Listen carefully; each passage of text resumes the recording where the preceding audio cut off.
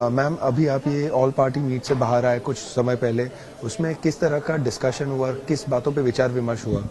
Main discussion ये था कि लाउड स्पीकर्स का डेसिबल लेवल क्या होना चाहिए। ऑलमोस्ट सारी पार्टियों का एक ही मत था कि जो सुप्रीम कोर्ट के ऑर्डर हैं, और हमारा भी वही था, उसकी बिल्कुल वो एनफोर्स किया जाना चाहिए।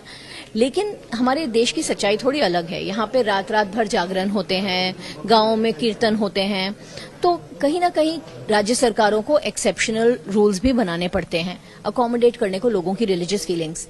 मनसे का स्टैंड लेकिन बहुत हार्ड था। वो चाहते हैं कि इमीडिएटली सुप्रीम कोर्ट के आदेश एनफोर्स किए जाएं। अगर वो एनफोर्स किए जाएंगे तो वो सारे धर्मों पे एनफोर्स किए जाएंगे। मतलब हर गांव के कीर्तन को बंद करवा देंगे ये लोग।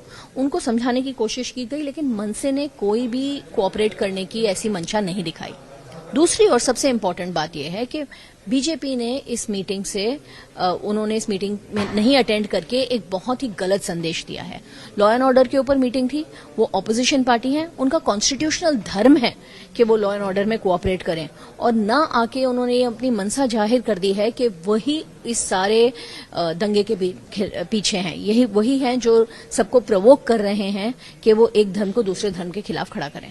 मैम, आपने कहा मनसे के जो रिप्रेजेंटेटिव्स थे उन्होंने कोऑपरेट नहीं किया, इसका क्या मतलब होता है? कौन सी चीज में कोऑपरेट नहीं किया? उनका डिमांड ये है कि जो मस्जिदों में लाउड स्पीकर से आजान होती है, जहां जहां पे वो समय के बाहर या डेसिबल लेवल के बाहर होती है, उसको तुरंत बंद कर दिया जाए 3 तारीख के बाद।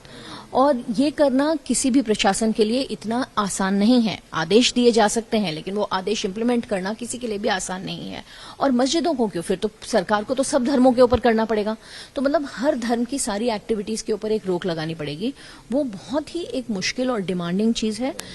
उसका डिमांड करना जायज है, लेकिन डिमांड के साथ धमकी जोड़ना नाजायज है। मैम, इतने सालों तक जो चीज दिक्कत नहीं दे रही थी वो आज सडनली दिक्कत का विषय हो गया है और एक मुद्दा बना दिया गया है, तो आपको भी कहीं ना कहीं ऐसा लगता है जो चीज मुद्दा नहीं है उसको मुद्दा बना रहे हैं लोग? 100%। इस देश का मुद्दा है महंगाई, इस देश का मुद्दा है बेरोजगारी, इस देश का मुद्दा है पेट्रोल के बढ़ते हुए दाम।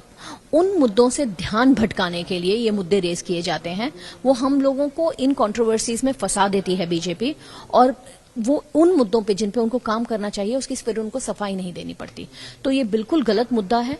हमारे पूरा आज महाराष्ट्र राज्य का सारा प्रशासन इस मुद्दे पे फोकस कर रहा है, जबकि आज बीज का इशू है, बिजली के बढ़ते दामों का इशू है, उस पर कोई कंसंट्रेशन नहीं है। उन पे सर्वदलीय मीटिंग बुलाने के बजाय हम लाउड स्पीकर्स डिस्कस कर रहे हैं। That's quite shameful.